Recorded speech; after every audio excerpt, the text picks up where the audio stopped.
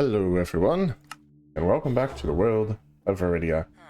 This is our long-term Minecraft world, where we are basically trying to create a fully automated city, trying to make everything as automatic as possible, and just really trying to enjoy our lives here in this gorgeous Minecraft world.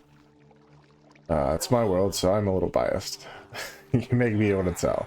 Anyway, just outside this window is a little bit of what's left of the forest that we have mostly cleared away in order to make room for our expanding city. Eventually these trees will probably also get taken out, but we're going to plant new ones, so no worries. We will not have a complete deforestation situation on our hands, and in fact our buildings play host to trees. Some of them go out here, and you can see the iron giant there in the background. It actually has trees growing on the balconies. So yeah, we love trees here, and we will be incorporating more of them into the city. But a few things have changed here in the overworld since the last time we were here. Our entire last episode was spent in the Nether, so not only did you not get to see any of the changes in the overworld, and you've already seen some of them, but we'll get to that. You also didn't get to see any rain. It's like a break from our stream tradition, so I apologize to anyone who felt gypped that they didn't get to see any rain like they normally do on stream. It's literally the first stream we've done where it hasn't rained at some point during the stream. So hopefully we get back on track with that today, but we're going to be spending a lot of time in the Nether again, so who knows. But yeah, so the changes in the overworld, we've done a little bit more of our roads. You can see this path is actually all the way done. We've got a path around the Iron Giant, and there's a path, sorry, not ready to show those yet. There's a path almost finished down this way. We took this plot, and you kind of can't see it, but there's warped nylium down here. Used that to farm up all of the warped stem that we used in last stream. And when we stopped farming the warped stem, we went ahead and planted all of these twisting vines because they are incredibly compostable, and we were throwing them into this automatic composter that's sort of buried in the vines back here. So we just sort of let these grow for a while and harvest them. So fun thing that I discovered is that while shears guarantee a drop, if you punch the vines, sometimes they pop off as an item for you automatically. So that is a very cool thing. Did not know before. It's not as high a percent chance as if you use shears, but it does allow you to fully automate the gathering of twisting vines and weeping vines from the Nether. So if you want to set up fully automatic farms and you don't mind the fact that you're not getting 100% of those broken bits, it's a good way to do it. Otherwise it's manual or at best semi-automatic. So I will always go full auto over semi-auto every time, even if it's a little bit slower. And yeah, so this actually is something we set up before last stream, but we have something a little bit newer we set up. We're not going to look at it yet though. We also set this up before last stream, and I'm just going to go up on a balcony and show you into it. You can probably guess what it is from the sounds. Yeah, so it is a completely automatic moss farm, which we have currently converting all of the outputs into bonemeal for us.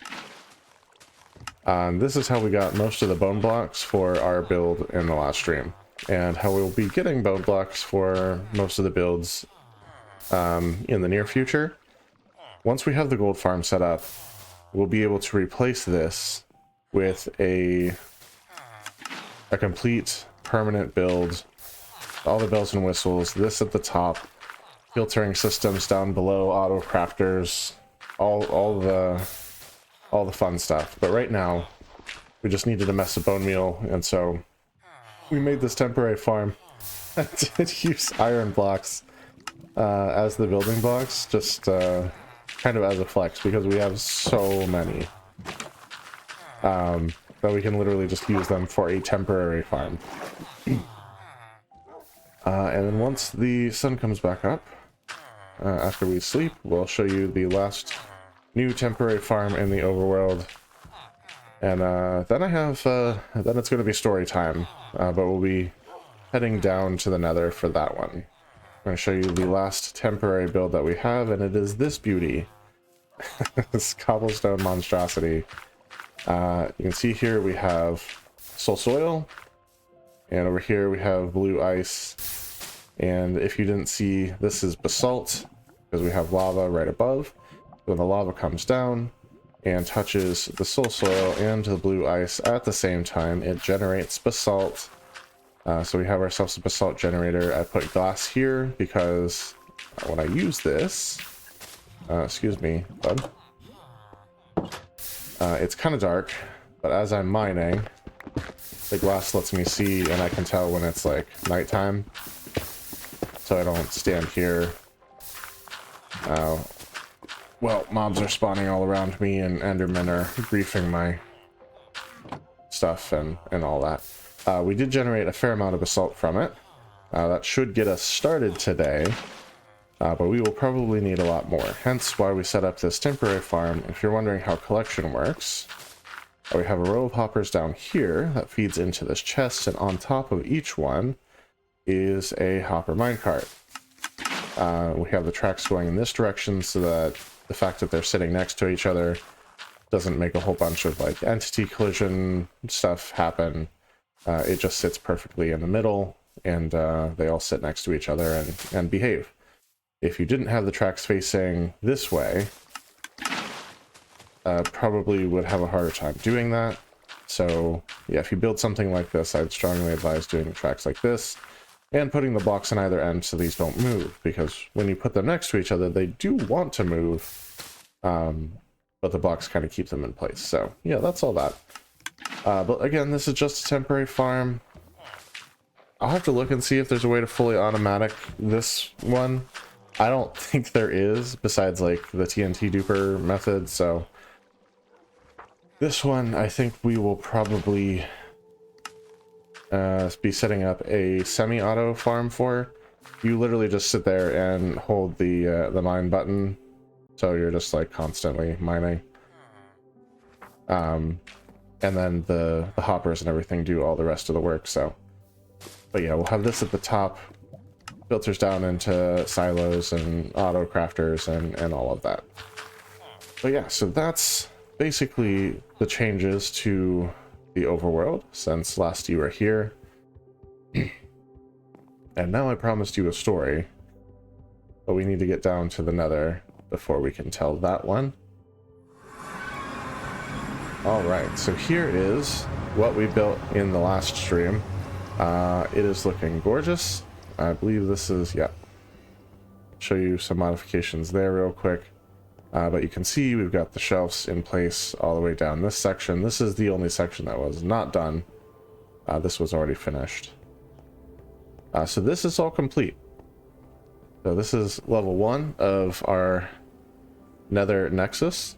It'll function as the transportation hub here in the Nether. And yeah, it is good to go. And now we have a way to access the location for our gold farm, which is already selected and partially prepared, but not totally prepared. So yeah, we've got some work to do tonight.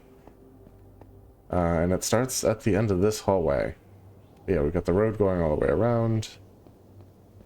And a fun little thing. So last stream and the stream before, while we were clearing out the space and when we were putting things in, we were trying to be very careful to not create any spawning spaces for ghasts, because, you know, we don't want ghasts showing up in our fancy builds and blowing everything up. I think that's reasonable. And the way this is set up right now, there's no space that I'm aware of where a ghast can spawn, but we actually missed one one space where, well, two technically spaces where a ghast could potentially spawn inside this structure, and it actually did. And I want you to pause the video. Well, hold on, don't pause it yet, because I'm going to ask the question, and then pause it and answer the question. But do you see where that space could have been? And I fixed it now, so imagine it without the fix. But can you see any space where that might have happened, where a ghast could have spawned? Okay, pause the video, answer the question, and then we'll let you know here in a minute. Just wait for everyone to get their answers in. Okay.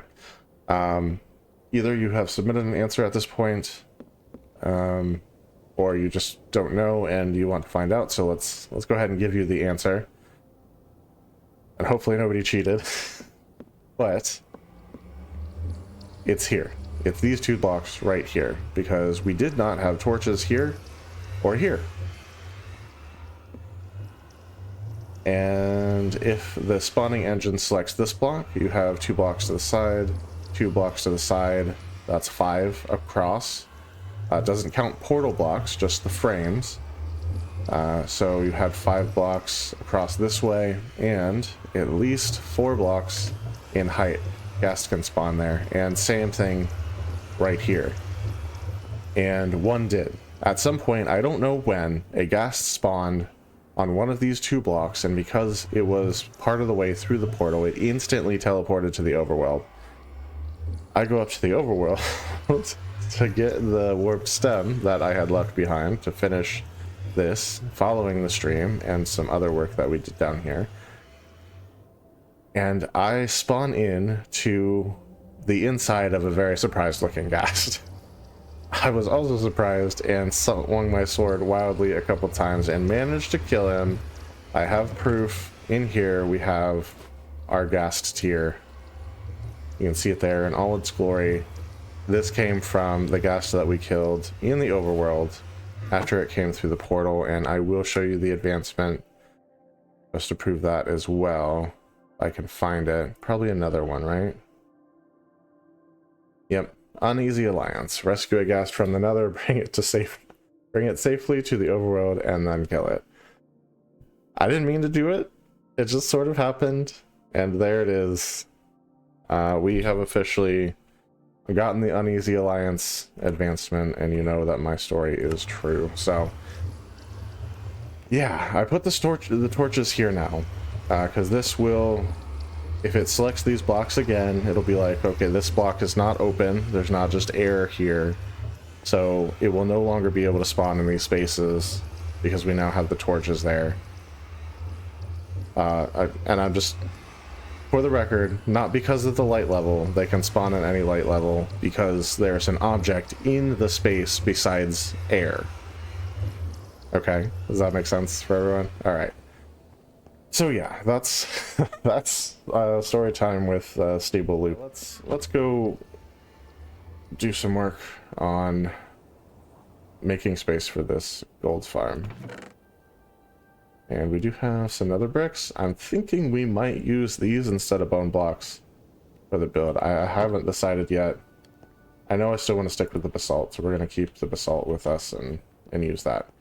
But yeah, we went ahead and put in this road. It's blackstone slabs with the blackstone brick stair blocks on the sides and the railings. You can see it split off every now and again. That's where other paths will go to the side off of this one in particular. And I went ahead and set all of that up.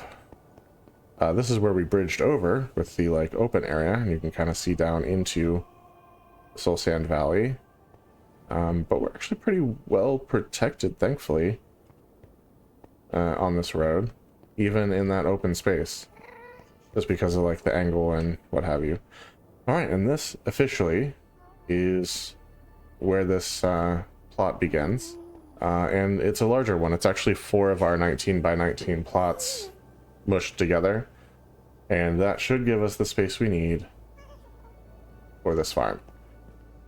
So for right now, we've been going down to the end here, to store all of our stuff. And I'm going to set up the 2 chests we brought with us, dump a lot of this stuff. We're probably going to go back for some blackstone. The first thing I want to do is finish setting up the roads here.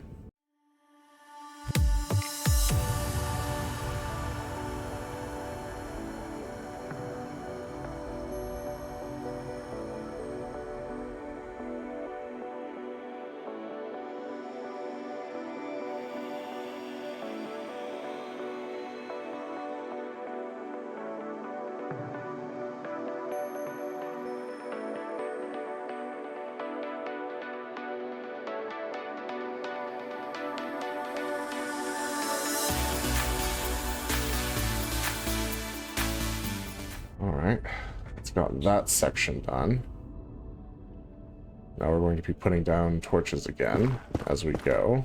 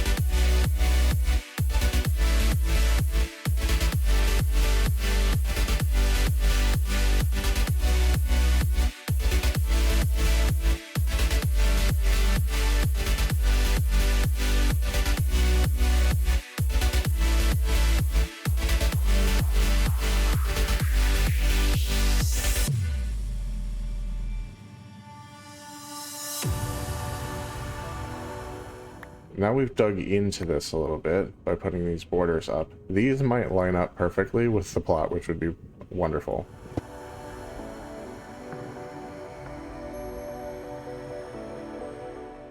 I think it does actually. 5, 6, 7. It does.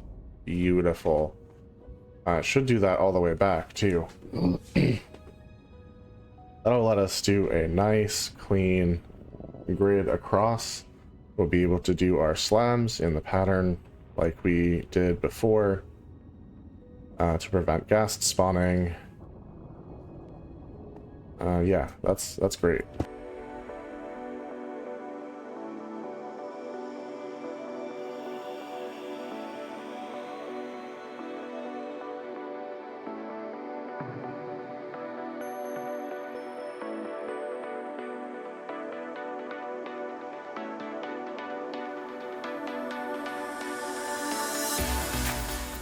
Alright, there we have it. That being said, I think we are still going to go get our warped slabs and go ahead and slab this up as we go.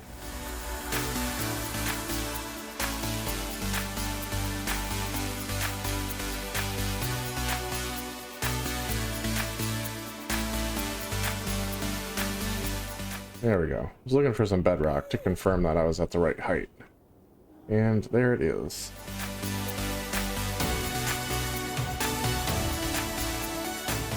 I figure the first thing we'll do is clear the roads, like the ceiling above them, and then we'll work our way inwards, slowly but surely, getting everything to the correct height and clearing out the whole space that we need.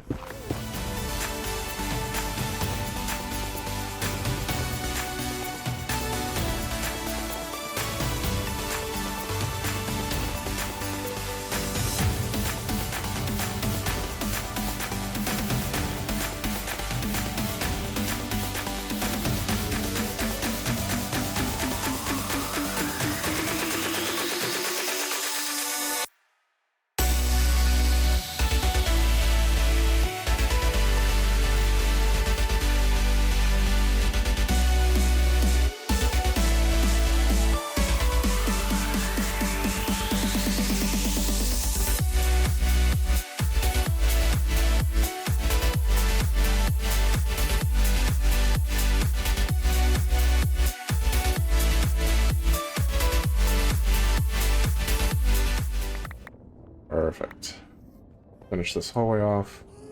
We'll start working our way in. Well, technically we have the front hallway to do too. Because that one's also not as high as it needs to be.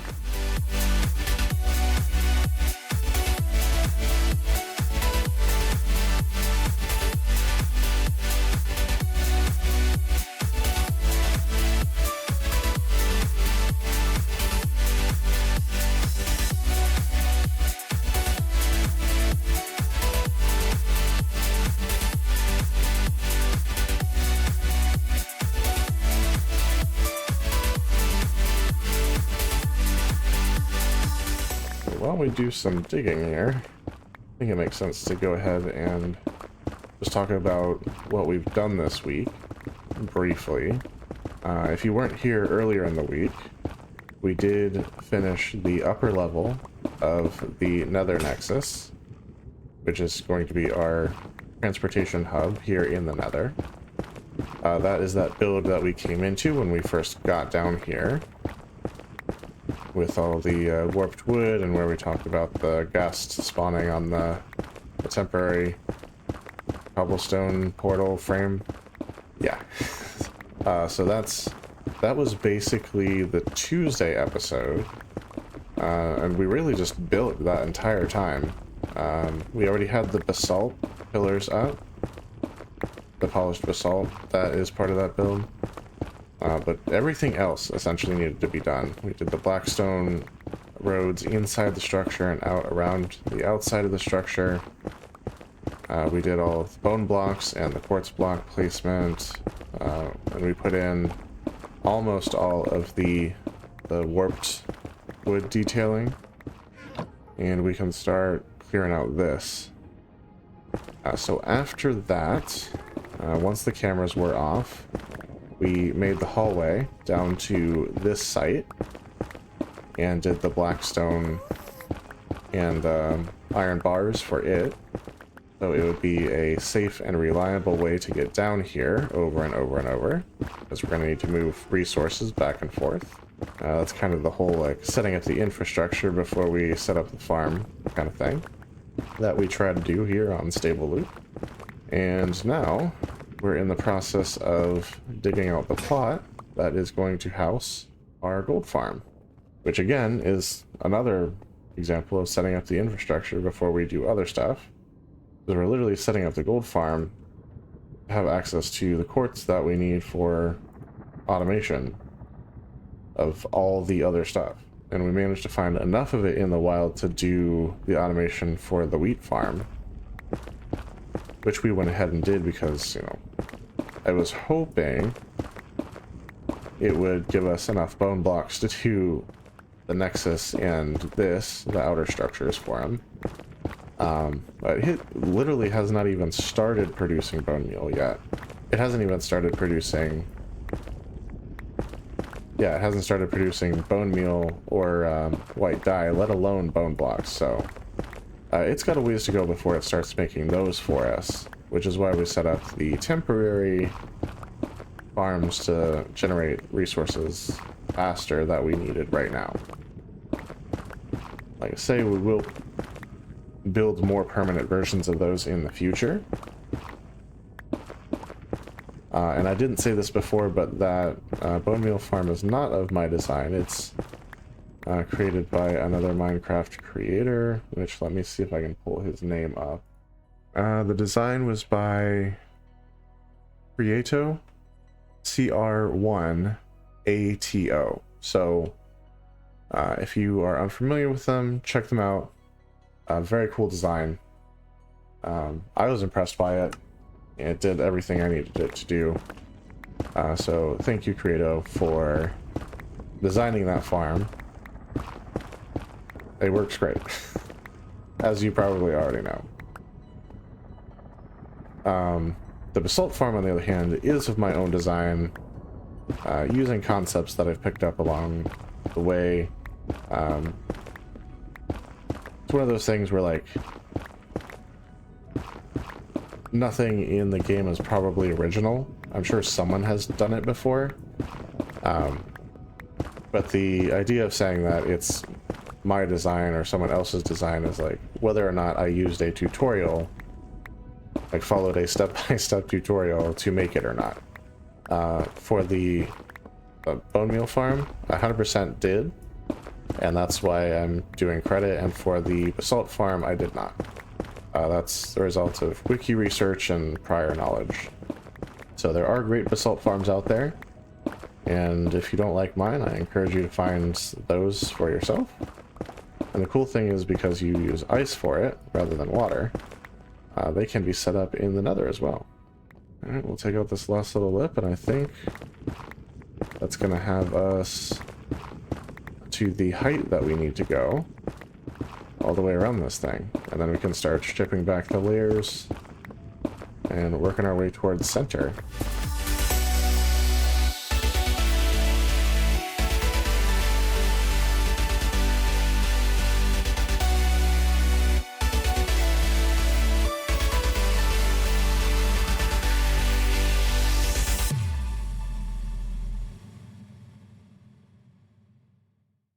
So my plan is basically to spiral in, placing slabs and torches as necessary as we go.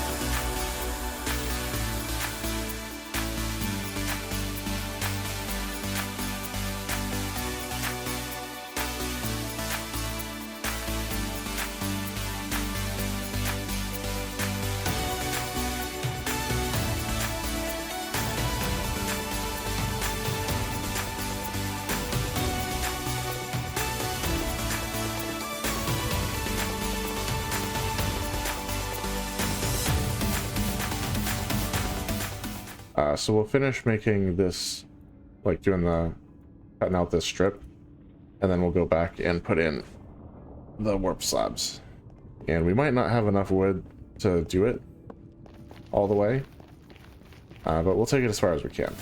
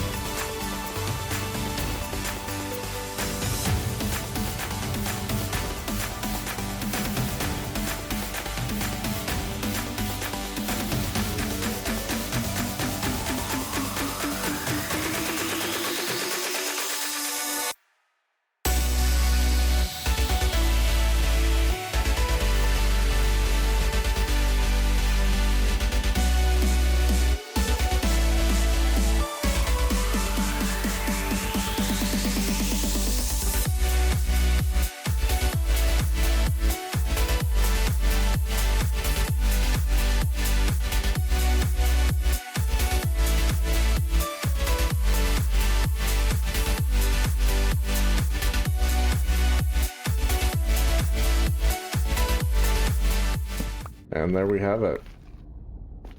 All right, we now have the space for our first floor cleared. I think I'm going to make some iron bars and finish the road section here.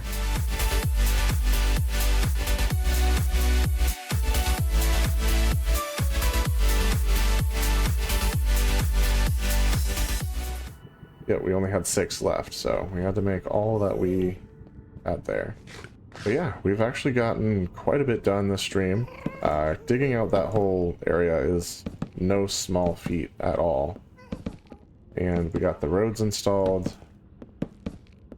I got this all lit up and gas-proofed. And there's definitely more piglins spawning as we go. But it's good to know that the farm's going to work without us even spawn-proofing anything. That's good progress for today. And this gives us a place to... We're going to be farming materials for probably the next couple streams. And then we're going to start building this farm. Building the structure to contain it and building the farm proper below all of this. So yeah, look forward to that. But for now, the loop is stable, so we're going to let it run. Thanks you guys for watching, and I'll catch you all in the next cycle.